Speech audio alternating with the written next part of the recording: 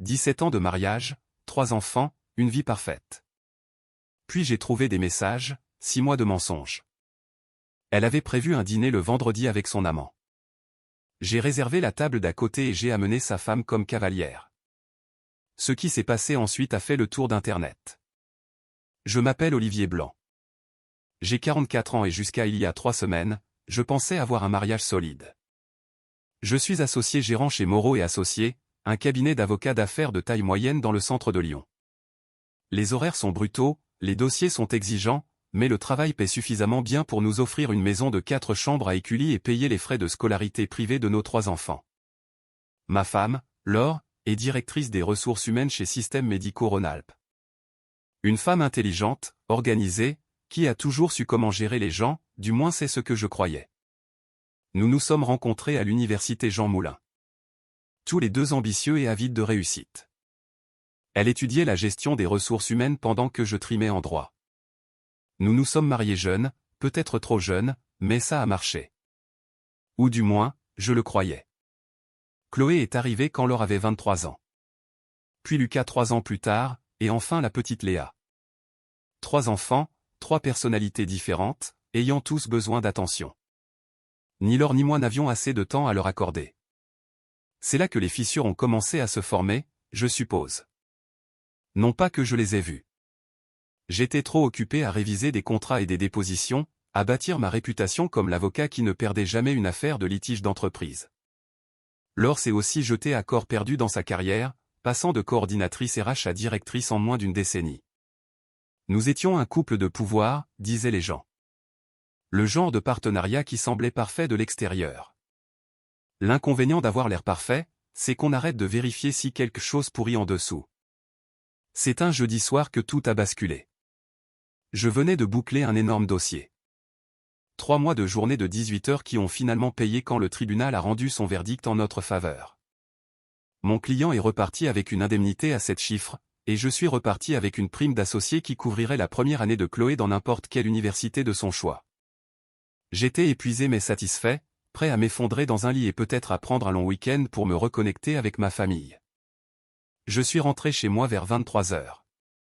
La maison était plongée dans l'obscurité, à l'exception de la lumière de la cuisine. La voiture de Laure était garée dans l'allée, ce qui m'a surpris. Elle m'avait envoyé un SMS plus tôt pour me dire qu'elle allait boire un verre avec son amie Emma après le travail. J'avais supposé qu'elle était rentrée en Uber. À l'intérieur, j'ai trouvé une assiette de pâtes couverte sur le comptoir avec un post-it « Je t'ai gardé à dîner ». Longue journée, je suis au lit. J'ai fait réchauffer la nourriture et me suis assis au comptoir, faisant défiler mes emails sur mon téléphone pendant que je mangeais. C'est là que j'ai remarqué l'iPad de Laure posé sur la table de la cuisine, l'écran toujours allumé. Elle avait dû regarder quelque chose avant de monter. L'économiseur d'écran ne s'était pas encore activé. Normalement, je n'aurais pas regardé. Je ne suis pas du genre jaloux. Je ne l'ai jamais été. La confiance était la base sur laquelle Laure et moi avions construit notre mariage. Ou du moins, c'est ce que je me répétais. Mais quelque chose m'a poussé à jeter un coup d'œil. Peut-être l'instinct. Peut-être l'univers qui me forçait enfin à prêter attention. L'application de messagerie était ouverte.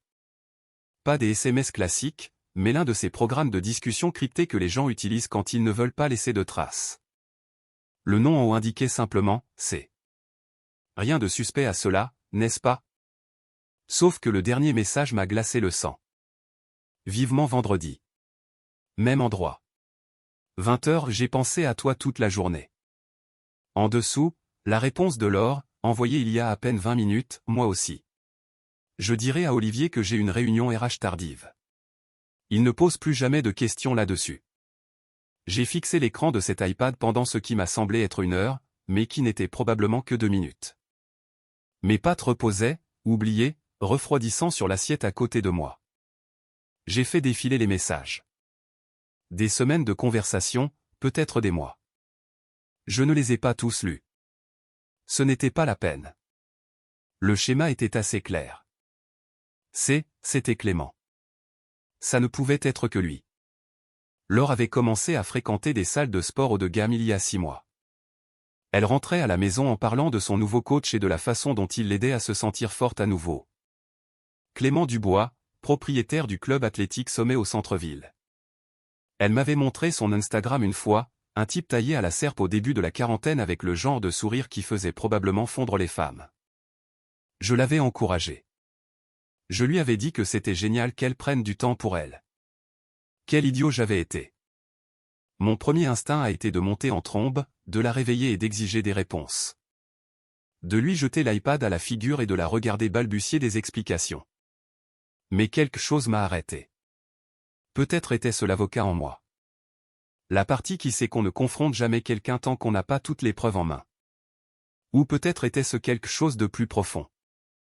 La froide compréhension que cela nécessitait de la stratégie, pas de l'émotion. J'ai pris des photos de l'écran, de chaque message que j'ai pu trouver. Ensuite, j'ai soigneusement replacé l'iPad exactement là où il était, l'écran toujours allumé, et j'ai fini mes pâtes comme si de rien n'était. Chaque bouchée avait le goût du carton, mais je mâchais méthodiquement, m'efforçant de maintenir la routine. Quand je suis monté, Laure dormait, ou faisait semblant. La lampe de chevet projetait une douce lumière sur son visage. 17 ans que je regardais ce visage. 17 ans à croire que je connaissais la personne qui se cachait derrière. J'ai enfilé mon pyjama dans l'obscurité, me suis glissé sous les draps et suis resté là, à fixer le plafond. Mon esprit passait en revue les possibilités, les scénarios, les implications juridiques, le régime de la communauté de biens, 3 enfants mineurs, ses revenus par rapport aux miens, les biens à diviser, les modalités de garde. J'étais déjà en train de monter le dossier, même si une partie de moi espérait me tromper. Le vendredi était dans un jour. Même endroit, 20h. J'avais besoin de savoir où était ce « même endroit ». Le lendemain matin, je me suis réveillé avant mon réveil. Laure était déjà sous la douche. Son téléphone chargeait sur la table de nuit. Je l'ai pris. Son code d'accès était la date d'anniversaire de Chloé, il n'avait pas changé depuis des années, et j'ai ouvert l'application de messagerie cryptée. D'autres messages envoyés pendant la nuit. Clément lui disant qu'il n'arrivait pas à dormir en pensant à elle. Laure répondant qu'elle avait rêvé de lui. Le genre de conversation intime qui aurait dû avoir lieu entre nous mais qui n'avait plus eu lieu depuis des années. J'ai remonté un peu plus loin, j'ai trouvé un nom de restaurant, Le Ciel, un restaurant gastronomique au 32e étage de la Tour Pardieu. Des tables près des fenêtres avec vue sur la ville, réservation au nom de Dubois. 20h. J'ai tout mémorisé, puis j'ai remis son téléphone exactement où il était. Laure est sortie de la salle de bain enroulée dans une serviette, les cheveux dégoulinants. Elle a souri quand elle m'a vu réveillé. Bonjour. Je ne t'ai pas entendu rentrer hier soir. Comment s'est passée l'affaire? Sa voix était chaleureuse, décontractée, comme si tout allait bien dans le monde. Comme si elle n'avait pas envoyé de message à un autre homme au sujet de leur rendez-vous secret du vendredi pendant que je dormais à côté d'elle. Gagné, ai-je dit en adoptant le même ton. Le juge a rendu son verdict en 2 heures. C'est fantastique. Elle a traversé la chambre, m'a embrassé sur le front. J'ai senti l'odeur de son shampoing, la même marque qu'elle utilisait depuis des années. Je suis tellement fier de toi. On devrait fêter ça. Peut-être ce week-end, ai-je répondu. J'ai d'abord beaucoup de travail de suivi à régler. Elle a hoché la tête, se dirigeant déjà vers le placard pour choisir sa tenue du jour. J'ai cette réunion RH tardive vendredi soir. Je ne serai probablement pas rentré avant 21h passées. Et voilà. Le mensonge débité avec fluidité, habilement. Combien de fois avait-elle fait ça? Pas de problème, ai-je dit, la voix posée. Je commanderai des pizzas pour les enfants. Laure m'a souri dans le miroir pendant qu'elle tenait 2 chemisiers, hésitant entre les deux. Tu es le meilleur, tu le sais? J'ai souri en retour, essayant juste d'être un bon mari. Si elle a perçu la tension dans ma voix, elle n'en a rien montré. Elle a choisi le chemisier bleu, celui qui faisait ressortir ses yeux, et a continué à se préparer pour une autre journée à faire semblant que notre mariage allait bien. Je l'ai regardé suivre sa routine, cette femme avec qui j'avais partagé ma vie, et je n'ai absolument rien ressenti d'autre qu'une froide détermination. Le vendredi matin a commencé comme n'importe quel autre. Laure m'a embrassé pour me dire au revoir à 7h30, un thermos de café à la main, me disant qu'elle rentrerait tard ce soir-là à cause de cette réunion RH. Je l'ai regardé sortir de l'allée, sa BMW disparaissant dans la rue bordée d'arbres, et je n'ai ressenti qu'un froid calcul. J'avais passé la journée précédente à faire ce que je fais de mieux, monter un dossier en béton, pas au tribunal cette fois, mais contre ma propre femme. D'abord, j'ai appelé mon frère. Pas pour un soutien émotionnel, mais parce que Julien travaillait en criminalistique numérique pour une entreprise de cybersécurité. Si quelqu'un pouvait m'aider à tout documenter sans éveiller les soupçons, c'était lui. Besoin d'un service, lui ai-je dit pendant le déjeuner dans un petit bistrot de quartier. J'ai fait glisser mon téléphone sur la table, lui montrant les captures d'écran des messages de Laure. Le visage de Julien s'est durci pendant qu'il faisait défiler. « Olivier, je suis désolé, mec.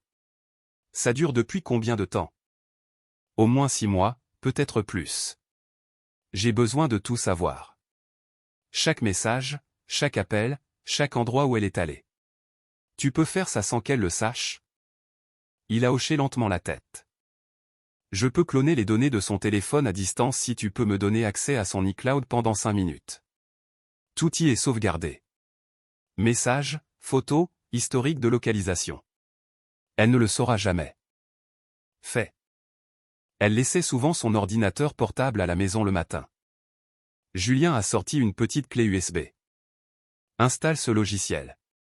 Il tournera en arrière-plan et synchronisera tout sur un serveur sécurisé que je contrôle. Ça prend environ 3 minutes. Cet après-midi-là, pendant que Laure était au travail et les enfants à l'école, j'ai suivi les instructions de Julien. Le logiciel s'est installé silencieusement et a commencé son travail. Dans l'heure, Julien m'a envoyé un SMS, « J'ai tout. C'est pire que ce que tu pensais. Appelle-moi ce soir. » Mais je ne pouvais pas encore me concentrer là-dessus. J'avais une autre pièce à placer sur l'échiquier. J'avais fait mes recherches sur Clément Dubois. 30 minutes sur Google m'avaient appris tout ce dont j'avais besoin. Propriétaire du club athlétique Sommet, marié à Mélanie Dubois depuis 12 ans. Elle dirigeait la galerie Dubois contemporain dans le Vieux-Lyon, qui exposait des artistes émergents de la région. Le site web de la galerie indiquait son adresse e-mail. J'ai rédigé un message, je l'ai supprimé, j'en ai rédigé un autre. Comment annoncer à une parfaite inconnue que son mari couche avec votre femme? Finalement, j'ai fait simple, Madame Dubois, je m'appelle Olivier Blanc. Je suis avocat ici à Lyon et j'ai besoin de discuter d'une affaire délicate impliquant votre mari et ma femme. Je pense que nous avons des intérêts communs qui nécessitent une conversation privée. Seriez-vous disponible pour me rencontrer demain après-midi? Je peux passer à votre galerie. Je l'ai envoyé avant de pouvoir douter de moi-même. Sa réponse est arrivée dans l'heure, Monsieur Blanc, je serai à la galerie jusqu'à 17h demain. Passez vers 16h. J'ai le pressentiment de savoir de quoi il s'agit. Cette dernière phrase me disait tout. Elle s'en doutait déjà. Peut-être avait-elle aussi trouvé des messages. Peut-être que Clément avait déjà fait ça. Quoi qu'il en soit, je n'étais pas seul dans cette histoire. Le vendredi soir est arrivé. J'ai préparé des spaghettis pour les enfants. Chloé m'a aidé pendant que Lucas mettait la table et que Léa coloriait au comptoir. Un dîner de famille normal, sauf qu'il manquait un parent.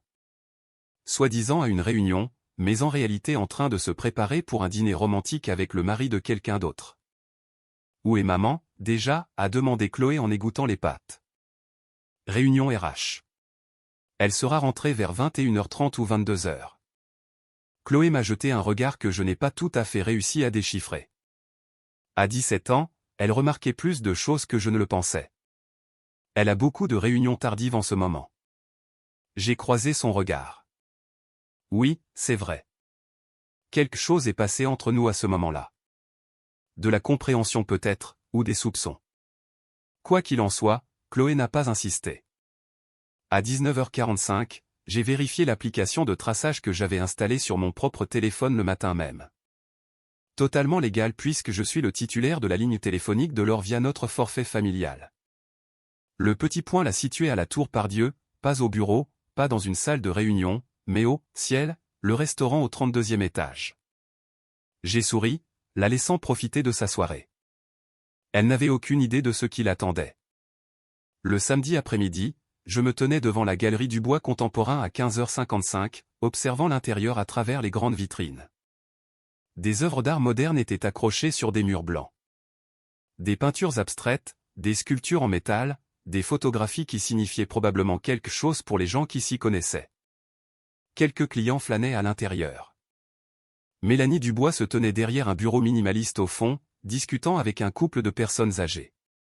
Même de l'extérieur, je pouvais voir pourquoi Clément l'avait épousée. Grande, élégante, avec des cheveux bruns tirés en un chignon lisse. Elle portait un pantalon noir et un chemisier en soie. Elle avait tout de la galeriste à succès. J'ai poussé la porte. Un doux carillon a annoncé mon arrivée. Mélanie a levé les yeux et nos regards se sont croisés. Elle a su immédiatement qui j'étais. Le couple qu'elle aidait a pris congé, promettant de réfléchir à une sculpture en particulier. Une fois qu'ils furent partis, elle s'est approchée de moi d'un pas mesuré. Monsieur Blanc. Olivier, je vous en prie. J'ai tendu la main. Elle l'a serrée fermement, sa poigne était forte. Mélanie. Venez dans mon bureau au fond. Je l'ai suivie devant une œuvre d'art exposée jusqu'à un petit bureau équipé d'une table en verre et de 2 chaises modernes. Elle a fermé la porte, m'a fait signe de m'asseoir, puis a pris la chaise en face de moi. Vous aviez raison, a-t-elle dit avant que je ne puisse parler. Je sais de quoi il s'agit. Laure Blanc, directrice des RH chez Systèmes Médicaux Rhône-Alpes. Votre femme. J'ai cligné des yeux, surpris. Vous saviez. Je m'en doutais. J'ai trouvé des frais d'hôtel sur notre carte de crédit commune il y a 3 mois. Clément a dit que c'était pour des rendez-vous clients. Puis j'ai trouvé des SMS. Rien d'explicite, mais suffisant. Sa voix était contrôlée, professionnelle, mais j'ai perçu une pointe de douleur en dessous.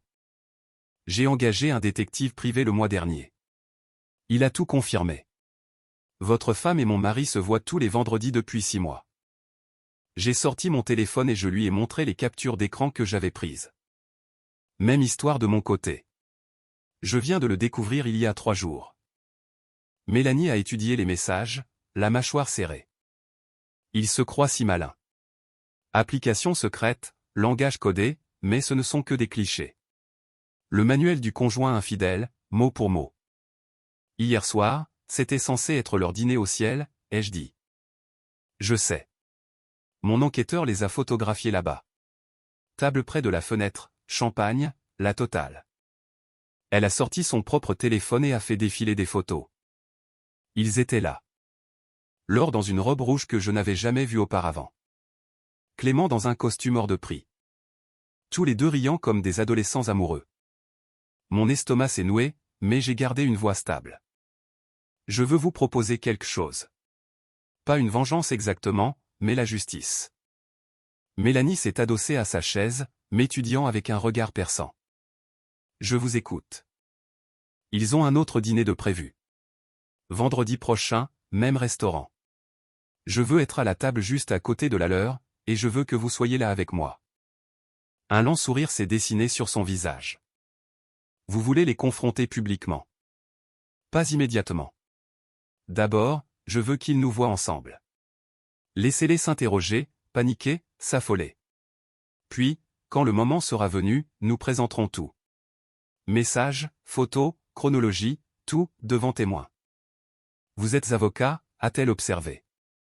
C'est stratégique. C'est nécessaire. Ils se sont moqués de nous en priver pendant des mois. Un retour de bâton me semble approprié. Mélanie est restée silencieuse un moment, puis a hoché la tête. J'en suis, mais je veux quelque chose en retour. Dites-moi. Clément cache de l'argent. La salle de sport fait de bons bénéfices, mais j'ai vu des incohérences dans nos comptes. Je pense qu'il détourne des fonds, se préparant à me quitter. Je veux votre aide pour prouver cela, une aide juridique. C'est comme si c'était fait. Je demanderai à l'enquêteur financier de mon cabinet d'y jeter un œil. Discrètement. Elle a de nouveau tendu la main. Alors nous avons un accord, Olivier. Offrons-leur un vendredi soir qu'ils n'oublieront jamais. Je lui ai serré la main, ressentant le premier véritable sentiment de détermination depuis la découverte de la liaison. Il ne s'agissait pas de colère ou de blessure d'ego. Il s'agissait de contrôle, de reprendre le récit de ma propre vie. Une semaine, ai-je dit. Faisons en sorte que ça compte. La semaine s'est écoulée avec la lenteur d'une peine de prison. Chaque matin, Laure m'embrassait pour me dire au revoir avec ce même sourire étudié. Chaque soir, elle rentrait et jouait la femme et la mère dévouée. Nous préparions le dîner ensemble, aidions les enfants à faire leurs devoirs, regardions la télévision côte à côte sur le canapé. La famille de banlieue parfaite. Sauf que je connaissais la vérité maintenant, et je comptais les heures jusqu'à vendredi. Le mercredi après-midi, j'ai retrouvé Julien à son bureau en centre-ville.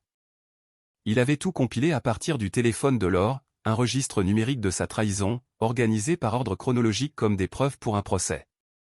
6 mois de messages, a dit Julien en faisant glisser une clé USB sur son bureau. 247 échanges avec Clément Dubois. Des réservations d'hôtels au Sofitel, au Boscolo, et dans ce petit hôtel de charme à Annecy. Des débits sur sa carte de crédit personnel pour de la lingerie, du parfum, et même un week-end à Genève dont elle t'a dit que c'était une conférence professionnelle. J'ai senti ma mâchoire se crisper. Genève, le mois dernier, 3 jours. Elle t'a dit que c'était un séminaire RH, n'est-ce pas? Ouais. J'ai même gardé les enfants tout seul ce week-end-là. Je me suis souvenu que Chloé m'avait demandé pourquoi maman ne pouvait pas faire d'appel vidéo si elle était juste à une conférence. J'avais trouvé des excuses pour Laure, disant à notre fille qu'elle était probablement occupée avec les sessions du soir. Il n'y avait pas de conférence, a dit doucement Julien. Les registres de l'hôtel montrent que Clément Dubois a séjourné dans le même hôtel, aux mêmes dates. Des chambres communicantes qui n'ont probablement jamais été utilisées de façon séparée. J'ai fixé la clé USB.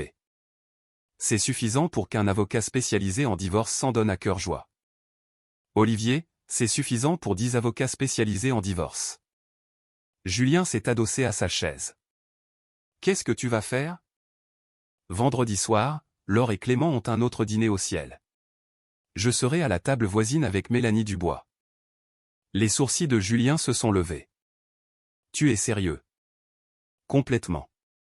Laure pense qu'elle va passer un dîner romantique avec son amant. Au lieu de cela, elle va découvrir que la femme de son amant et son propre mari ont comparé leurs notes. C'est audacieux. Mais qu'en est-il des enfants? Chloé a 17 ans. Elle va en entendre parler. J'y pensais constamment. Chloé était assez grande pour comprendre ce qui se passait, assez grande pour en être blessée. Mais elle méritait aussi la vérité. Chloé se doute déjà de quelque chose, ai-je dit.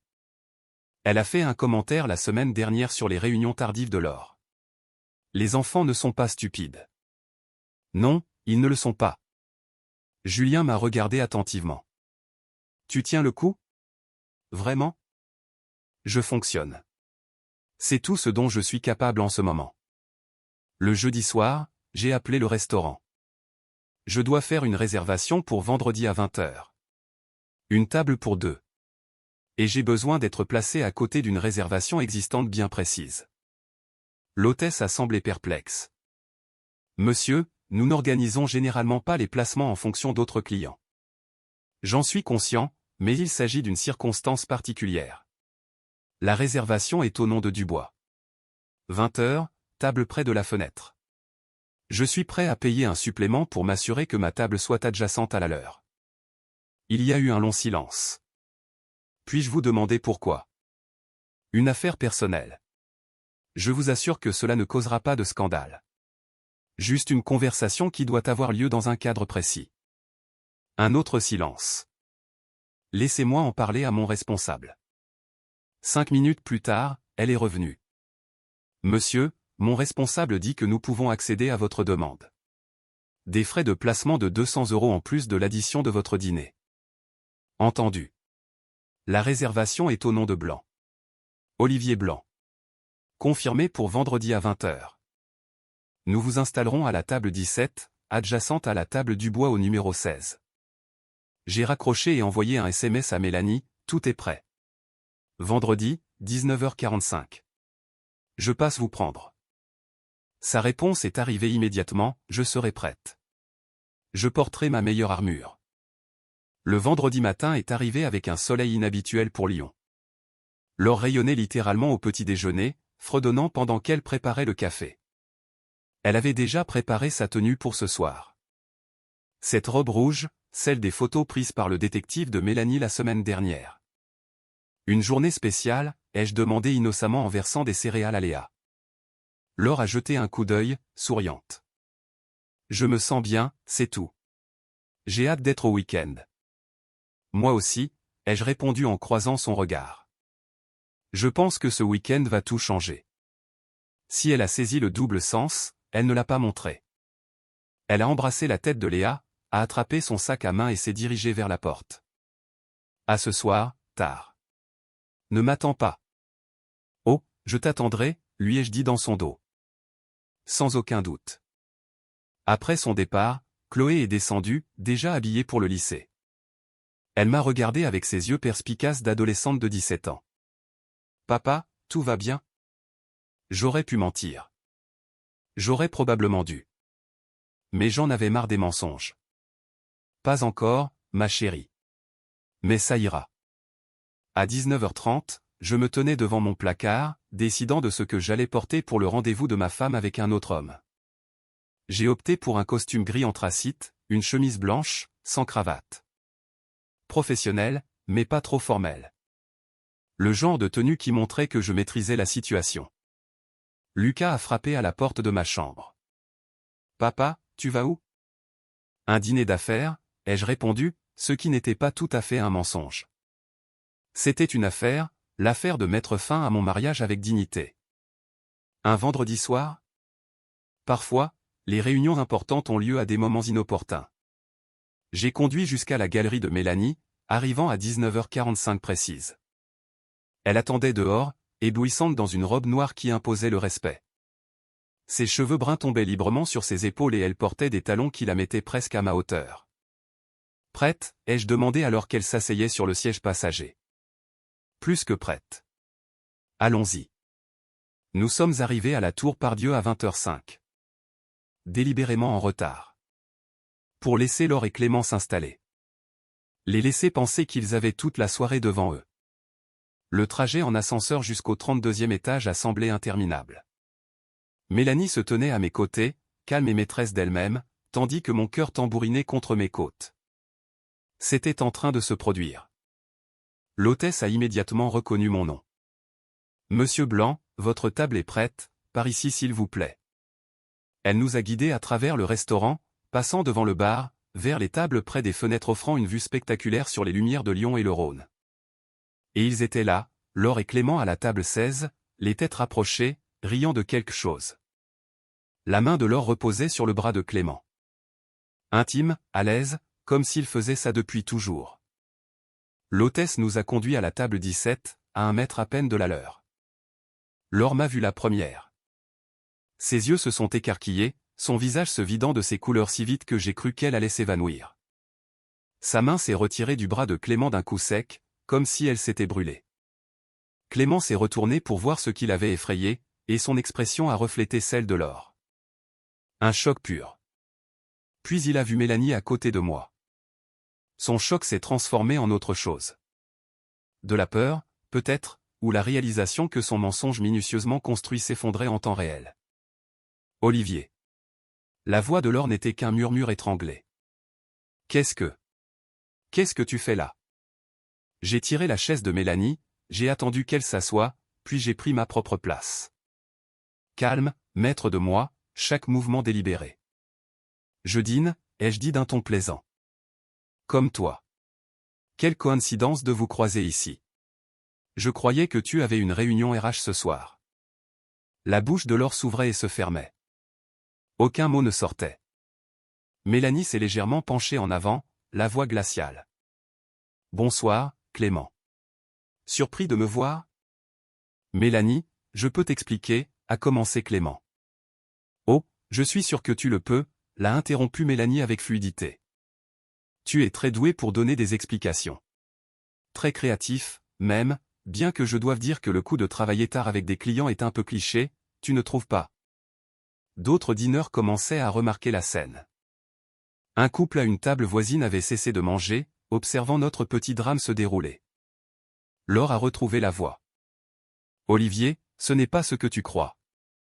J'ai ri. Vraiment ri. Ah oui? Parce qu'on dirait que tu partages un dîner romantique avec Clément Dubois, propriétaire du club athlétique Sommet, qui se trouve être marié à Mélanie ici présente. Tu m'as dit que tu avais une réunion RH, mais à moins que les réunions RH n'impliquent maintenant du champagne et de se tenir la main aux chandelles, je pense que tu confonds un peu ce qui est considéré comme du travail. Comment as-tu? Laure a commencé, puis s'est arrêtée. Le calcul dans ses yeux était presque visible.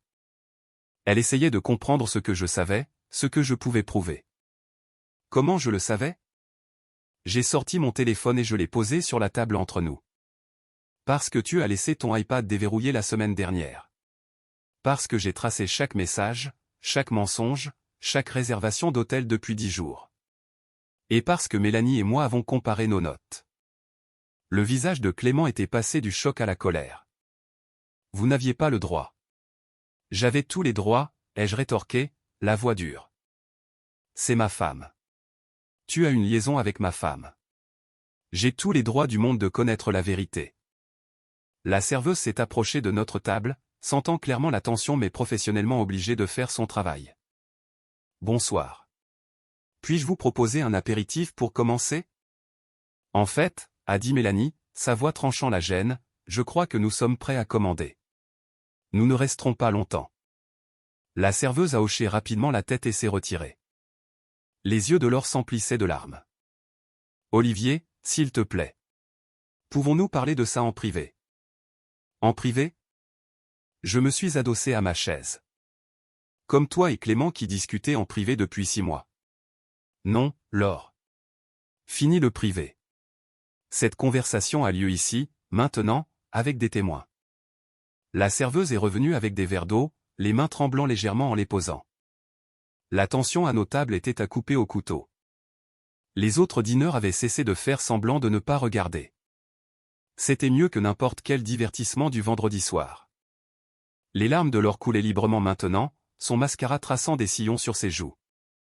Olivier, je t'en prie, pouvons-nous aller dans un endroit privé et en parler comme des adultes? Comme des adultes. J'ai gardé une voix égale et contrôlée. Les adultes ne mentent pas à leur conjoint pendant 6 mois. Les adultes ne se voient pas en cachette dans le dos de leur partenaire. Tu veux qu'on parle comme des adultes? Très bien. Commençons par la vérité. J'ai sorti le dossier que je gardais dans ma veste. À l'intérieur se trouvaient des impressions de capture d'écran, des reçus d'hôtel, des relevés de cartes de crédit, tout ce que Julien avait compilé pour moi. Le 14 février, ai-je dit en faisant glisser le premier reçu sur la table. Il a atterri au milieu de la nappe blanche. Accablant de clarté. La Saint-Valentin.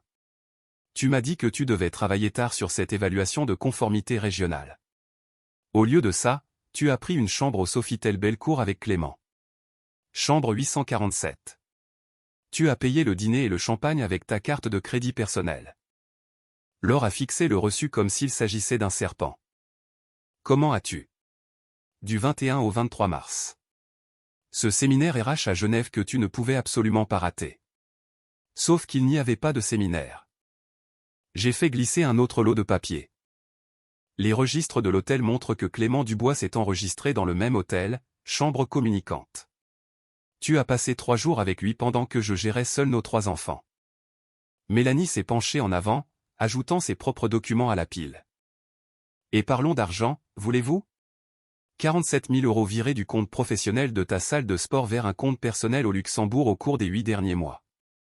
Prévoyez-vous de vous enfuir ensemble, Clément, ou étais-tu simplement en train de voler ton entreprise? L'assurance de Clément a volé en éclats. Ce sont des informations financières confidentielles. Tu ne peux pas, je peux quand mon expert comptable trouve des preuves de fraude, a répondu froidement Mélanie. J'ai déjà tout transmis au fisc et au bureau du procureur de la République. Ils sont très intéressés par ta comptabilité créative. Laure s'est tournée vers Clément, la voix montant. Tu m'avais dit que tu investissais pour agrandir la salle. Tu as dit que cet argent était pour de nouveaux équipements. Alors il t'a menti à toi aussi, ai-je observé. Qu'est-ce que ça fait, Laure? D'être du côté de la victime d'une tromperie? Un homme à la table voisine a littéralement applaudi. Sa femme l'a fait taire, mais elle souriait. Clément s'est levé brusquement, sa chaise raclant le sol. Je n'ai pas à rester assis là à écouter ça. Assieds-toi, a dit Mélanie, la voix tranchante comme une lame. Ou j'appelle la sécurité et je les fais escorter vers la sortie. À toi de choisir. Clément s'est rassis. Toute combativité l'avait complètement déserté. Je me suis tourné vers Laure en sortant mon téléphone. Mais ma preuve préférée est celle-ci. Tes messages à Clément d'il y a 2 jours. J'ai lu à voix haute ce qui s'affichait à l'écran. Olivier est tellement concentré sur le travail qu'il remarque à peine que j'existe. C'est comme un robot. Prévisible, ennuyeux, toujours à faire ce qu'il faut. J'ai besoin de quelqu'un qui me fasse me sentir vivante. Le visage de Laure est devenu cramoisi. C'était privé. Rien n'est privé quand tu trompes ton mari, ai-je répondu. Tu veux savoir ce qui est drôle? Pendant que tu te plaignais de mon côté ennuyeux et prévisible, je travaillais 80 heures par semaine pour payer notre maison, les écoles privées de nos enfants, ta voiture. Tout ce dont tu profites, je l'ai fourni, et c'est comme ça que tu me rembourses. Je ne t'ai jamais demandé de travailler autant, a-t-elle dit faiblement. Non, tu as juste apprécié dépenser l'argent que je gagnais. Je me suis adossé, me sentant étrangement calme. La colère s'était consumée, ne laissant qu'une froide lucidité. Voici ce qui va se passer maintenant. Lundi matin, mon avocate dépose une demande de divorce. Tu as 30 jours pour quitter la maison. Je garde la garde principale de Chloé, Lucas et Léa. Tu ne peux pas prendre mes enfants. Je ne les prends pas. Tu les as abandonnés quand tu as choisi de détruire notre famille. J'ai fait un geste vers la pile de preuves. N'importe quel juge qui verra ça comprendra pourquoi les enfants ont besoin de stabilité, et pas d'une mère qui leur ment depuis des mois. Mélanie s'est levée, rassemblant ses affaires. Je crois que nous avons terminé ici. Olivier, merci pour ce soir. C'était très instructif. Je me suis levé à mon tour, laissant un billet de 100 € sur la table. Ça devrait couvrir notre eau. Laure, je te verrai à la maison, le moment venu. Prends ton temps. Alors que Mélanie et moi nous éloignons, j'ai entendu Laure sangloter derrière nous, de façon rauque et brisée. Clément essayait de la calmer, la voix basse et pressante. Les autres dîneurs nous ont regardés partir avec un mélange de choc et de fascination. Dans l'ascenseur, Mélanie s'est tournée vers moi. Comment vous sentez-vous? Comme si je venais de réaliser une opération chirurgicale sans anesthésie, ai-je admis. Nécessaire, mais brutale. Il le méritait, peut-être, mais nos enfants ne méritaient rien de tout ça. Les portes de l'ascenseur se sont ouvertes sur le parking souterrain et nous sommes sortis dans la fraîcheur de la nuit lyonnaise. Je ne suis pas rentré chez moi tout de suite. Après avoir déposé Mélanie à sa galerie, j'ai conduit sans but dans Lyon, regardant les lumières de la ville défiler. Mon téléphone vibrait constamment. Des SMS de Laure que je ne lisais pas, un message vocal que je n'ai pas écouté. Ce qu'elle avait à dire pouvait attendre. À minuit, je me suis enfin garé dans notre allée. La voiture de Laure n'était pas encore là. La maison était plongée dans l'obscurité, à l'exception de la lumière de la chambre de Chloé. Bien sûr, elle était encore réveillée. Les jeunes de 17 ans ne dorment jamais. Je suis entré, j'ai trouvé Chloé assise sur le canapé du salon avec son ordinateur portable, soi-disant en train de faire ses devoirs, mais ses yeux étaient rouges et des mouchoirs jonchaient la table basse. Elle a levé les yeux quand je suis entré. Quelqu'un a posté une vidéo du restaurant sur Internet. Elle est partout. Un de mes amis m'a envoyé le lien. Je me suis assis à côté d'elle, soudainement épuisé. Je suis désolé que tu l'aies découvert comme ça. Depuis combien de temps es-tu au courant pour maman et ce type? 2 semaines. Depuis que j'ai trouvé des messages sur son iPad. La voix de Chloé s'est brisée. Pourquoi tu ne me l'as pas dit? Parce que tu as 17 ans. Tu ne devrais pas avoir à gérer les problèmes de tes parents. Je savais déjà que quelque chose n'allait pas, a-t-elle dit doucement. Maman a changé depuis des mois. Toujours sur son téléphone, toujours distraite. Je pensais qu'elle était peut-être stressée au travail. Je ne pensais pas, elle n'a pas pu terminer sa phrase. J'ai passé mon bras autour de ses épaules. Elle s'est blottie contre moi et je l'ai sentie trembler de larmes silencieuses. C'est de ma faute, a-t-elle murmuré. Est-ce que j'ai fait quelque chose de mal? Chloé. Regarde-moi. J'ai attendu qu'elle croise mon regard. Rien de tout cela n'est de ta faute. Ni de la tienne. Ni de celle de Lucas. Ni de celle de Léa. Les adultes font leurs propres choix. Ta mère a fait les siens. Et maintenant nous devons tous en subir les conséquences. Vous allez divorcer? Oui. Elle a hoché la tête, s'essuyant les yeux. Bien. Ce qu'elle a fait est horrible. Tu mérites mieux. La porte d'entrée s'est ouverte. Laure se tenait dans l'entrée, toujours dans cette robe rouge, son maquillage complètement ruiné par les larmes. Elle nous a vus sur le canapé et s'est figée. Chloé, ma chérie, a-t-elle commencé? Ne m'appelle pas comme ça, a dit Chloé en se levant. Ne m'appelle pas ma chérie. Tu nous as menti à tous. C'est compliqué. Ça n'a rien de compliqué. La voix de Chloé s'est élevée. Tu as trompé papa. Tu as menti sur les endroits où tu allais. Tu l'as fait passer pour un idiot devant toute la ville. Chloé, s'il te plaît. Je ne veux rien entendre. Chloé a attrapé son ordinateur portable et s'est dirigée vers les escaliers. Je reste avec papa. Où qu'il aille, j'y vais aussi. Elle a disparu à l'étage, la porte de sa chambre claquant derrière elle. Laure s'est tournée vers moi, les larmes coulant à nouveau. Olivier, il faut qu'on parle, maintenant. Tu veux parler? Où était cette envie de communiquer il y a 6 mois? J'ai fait une erreur. Tu as fait un choix, les jeux corrigés. De multiples choix. Des centaines, en fait. Chaque SMS, chaque chambre d'hôtel, chaque mensonge. Tous des choix. Elle s'est laissée tomber sur le fauteuil en face de moi, paraissant soudain plus petite. Vaincue. Je ne sais pas ce qui s'est passé. Les choses sont devenues si distantes entre nous. Tu travaillais tout le temps. J'étais toujours stressé. Clément m'a prêté de l'attention. Il m'a donné l'impression d'exister. Donc, c'est de ma faute parce que j'ai trop travaillé pour subvenir aux besoins de notre famille. Non, ce n'est pas ce que je voulais dire. Je me sentais invisible. Tu n'étais pas invisible, Laure. Je te voyais tous les jours. Je rentrais à la maison pour te retrouver tous les soirs. J'étais là. Je me suis levé brusquement, trop fatigué pour cette conversation. Mais apparemment, ce n'était pas suffisant. Je n'étais pas assez excitant, pas assez attentif, pas assez je ne sais quoi. Alors tu as trouvé quelqu'un qui l'était. Où allons-nous à partir d'ici? Au bureau de mon avocate, lundi à 9 h. Nous allons faire ça de manière civilisée, avec des avocats et des médiateurs. Tu auras ce qui est juste financièrement, mais je garde la garde principale. Tu ne peux pas me prendre mes enfants. Je le peux et je le ferai. N'importe quel juge se rangera du côté du parent qui n'a pas commis l'adultère et menti à sa famille pendant 6 mois.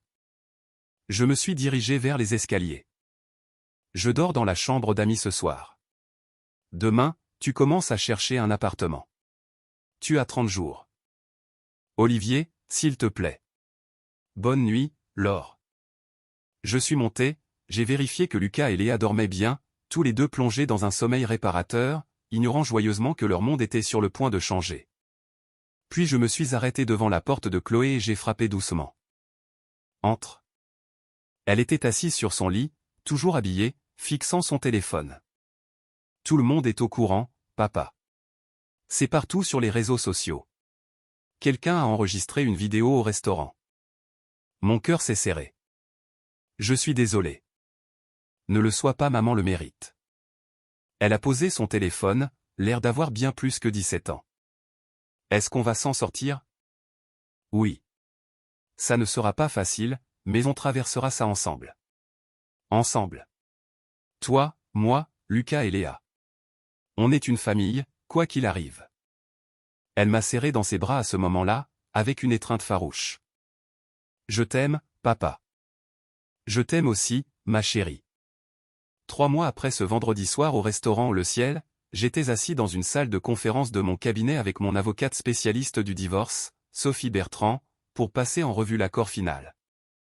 Laure était assise en face de nous avec son propre avocat, l'air plus mince et plus âgé que dans mes souvenirs. L'affaire avait laissé des traces sur nous deux, mais c'est elle qui en avait le plus souffert. La vidéo du restaurant était devenue virale. 8 millions de vues sur TikTok, reprise par les chaînes d'information locales, et même diffusée dans une émission matinale nationale traitant de l'infidélité. Laure était devenue la femme adultère la plus célèbre de Lyon. Elle avait perdu son emploi chez Systèmes Médicaux-Rhône-Alpes 2 semaines après la confrontation, la direction des RH ayant jugé que sa présence était préjudiciable au moral de l'entreprise. La situation de Clément était encore pire. L'enquête du fisc avait révélé 73 000 € de revenus non déclarés et une fraude fiscale. Il avait plaidé coupable pour éviter la prison, mais il avait perdu le club athlétique Sommet dans l'accord de divorce. Mélanie avait tout pris, la salle de sport, leur maison, ses comptes d'épargne retraite. Aux dernières nouvelles, il travaillait comme coach personnel dans une chaîne de salles de sport à Saint-Étienne, et vivait dans un studio. Monsieur Blanc, a dit Sophie en me ramenant au présent. Les termes sont favorables. Laure accepte la garde partagée avec vous comme parent ayant la résidence principale. Elle obtient un droit de visite un week-end sur 2 et le mercredi soir. La voix de Laure était à peine plus qu'un murmure. Je veux plus de temps avec mes enfants. Alors vous n'auriez pas dû tromper leur père, a répondu Sophie d'un ton neutre. Le juge a examiné les preuves. Vous avez de la chance d'obtenir un droit de visite. La maison, ai-je demandé. Elle vous reste. Laure reçoit 38% des biens matrimoniaux, ce qui s'élève à environ 215 000 €. Elle renonce à toute réclamation sur vos parts d'associés dans le cabinet. Laure a signé les papiers avec des mains tremblantes. Quand ce fut terminé, son avocat a rassemblé les documents et est parti rapidement. Laure est restée assise, fixant la table. Pouvons-nous parler, a-t-elle demandé doucement. Juste une minute. Sophie m'a regardé. J'ai hoché la tête et elle est sortie, fermant la porte derrière elle. Je suis désolé, a dit Laure. Je sais que ça ne répare rien, mais j'ai besoin que tu saches que je suis désolé. J'apprécie, mais les excuses n'effacent pas 6 mois de mensonges. Je sais. Elle s'est essuyé les yeux. Chloé refuse de me parler. Elle raccroche quand j'appelle. Lucas est à peine poli. Même Léa a l'air en colère. Tu as brisé leur confiance. Il faut du temps pour la reconstruire. Est-ce qu'ils me pardonneront un jour? Je ne sais pas. Ça, c'est entre toi et eux. Je me suis levé, prêt à partir. Mais je ne les empoisonnerai pas contre toi. Si c'est ce qui t'inquiète. Ils se feront leur propre opinion. Merci pour ça, au moins. À la porte, je me suis arrêté. Laure, j'espère que tu as trouvé ce que tu cherchais. Quoi que ce soit qui t'ait poussé à faire exploser notre famille. J'espère que ça en valait la peine. Je l'ai laissée assise là, seule.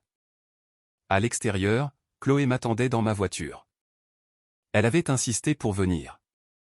Elle disait qu'elle voulait voir les choses se finaliser.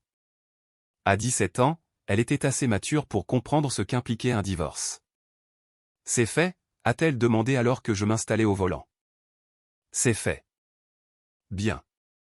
Elle a regardé par la fenêtre. Maman m'a encore envoyé un texto pour me demander si on pouvait déjeuner ensemble ce week-end. Tu en as envie? Pas vraiment. Mais peut-être que je devrais. Ça reste ma mère, même si c'est une personne horrible. Elle n'est pas horrible. Elle a fait des choix horribles. Il y a une différence. Chloé m'a regardé avec ses yeux d'une sagesse qui dépassait son âge. Tu es trop gentil, papa.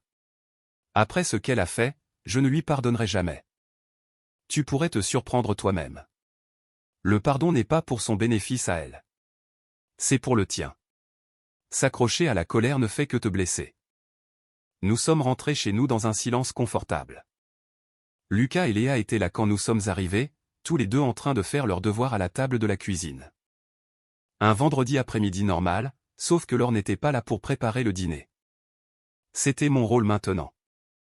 Pizza ou chinois, ai-je demandé. Pizza, a crié Léa. Lucas a simplement hoché la tête. En attendant la livraison, j'ai observé mes 3 enfants. Chloé qui aidait Léa en maths. Lucas sur son ordinateur, jouant probablement à un jeu au lieu de faire ses devoirs. Notre famille était différente maintenant. Plus petite. Mais nous étions toujours une famille. Mon téléphone a vibré. Un SMS de Mélanie Dubois, divorce finalisé aujourd'hui. Nouveau départ. Merci pour tout. J'ai répondu, moi aussi. Bonne chance avec le nouvel emplacement de la galerie. Elle était allée de l'avant plus vite que moi. Elle avait déjà ouvert un deuxième espace d'exposition et fréquenté quelqu'un de nouveau, un architecte qu'elle avait rencontré lors d'une foire d'art. J'étais heureux pour elle. Au moins l'un de nous retrouvait ses marques. 9 mois plus tard, je me tenais dans le jardin, regardant Lucas et Léa se courir après sur la pelouse pendant que Chloé était assise sur les marches de la terrasse, envoyant des messages à ses amis. Le printemps était enfin arrivé à Lyon, apportant avec lui un soleil et une chaleur qui semblaient en quelque sorte symboliques. La vie avait trouvé un nouveau rythme. Les enfants s'étaient mieux adaptés que je ne l'aurais cru. Lucas avait toujours des problèmes de colère, il faisait parfois des crises à l'école et se battait, mais son thérapeute disait que c'était normal pour les enfants qui digèrent un divorce. Léa pleurait parfois la nuit, la façon dont les choses étaient avant lui manquant. Chloé était devenue ma coparente, m'aidant avec les dîners et les devoirs, grandissant plus vite que je ne l'aurais souhaité. Laure les voyait un week-end sur 2. Les visites avaient été gênantes au début, mais petit à petit, ils avaient trouvé une nouvelle normalité.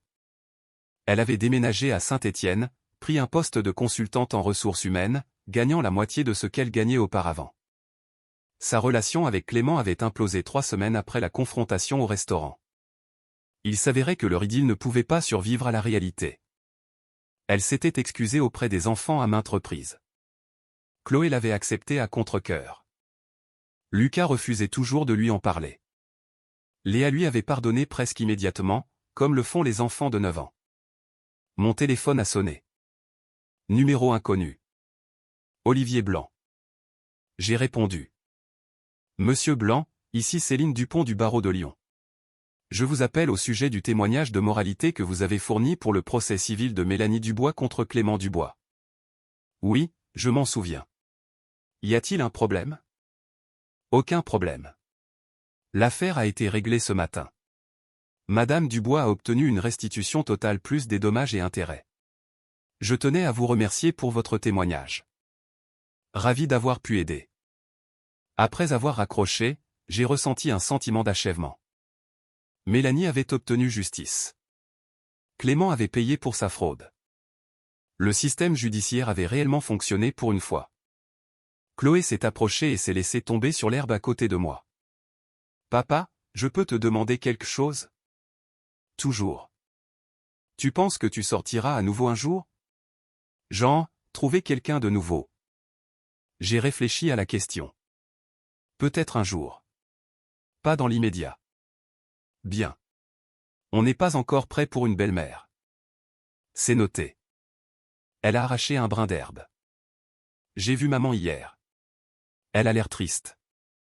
J'imagine qu'elle l'est. Est-ce que tu l'aimes toujours? J'y ai longuement réfléchi. J'aime la personne que je croyais qu'elle était. La personne qu'elle s'est avérée être en réalité? Non. Cette personne nous a tous trop fait souffrir. C'est logique. Chloé a posé sa tête sur mon épaule. Je suis contente qu'on soit resté avec toi. Moi aussi, ma chérie. Lucas est arrivé en courant, hors d'haleine. Papa, on peut aller au complexe sportif demain? L'entraîneur dit que je dois travailler mes tirs au but. Bien sûr. 9 heures. Parfait. Il est reparti en courant, plein de l'énergie de ses 10 ans. Je l'ai regardé s'éloigner, pensant à la résilience des enfants. Ils avaient traversé l'enfer, mais ils rebondissaient. Mon téléphone a de nouveau vibré. Un SMS de mon frère, Julien, bière ce soir. Amène la troupe. J'ai regardé mes 3 enfants, et la maison que nous avions reconstruite sur les ruines d'une trahison. Nous avions survécu. Plus que cela, nous nous épanouissions. Qui veut aller voir tonton Julien ce soir, ai-je lancé. 3 réponses enthousiastes. Léa est arrivée en courant. Lucas juste derrière elle. Chloé s'est levée en époussetant l'herbe de son jean. Alors que nous rentrions pour nous préparer, j'ai ressenti quelque chose que je n'avais pas ressenti depuis des mois. Pas du bonheur exactement, mais du contentement. De la paix. L'avenir s'étendait devant moi, incertain, mais plein de possibilités. J'avais mes enfants, ma carrière, mon intégrité intacte. Laure avait fait ses choix. J'avais fait les miens. Et j'avais choisi d'être le genre d'homme que mes enfants pourraient respecter. Le genre de père qui leur montrait que la dignité et l'honnêteté comptaient plus que la vengeance ou l'amertume.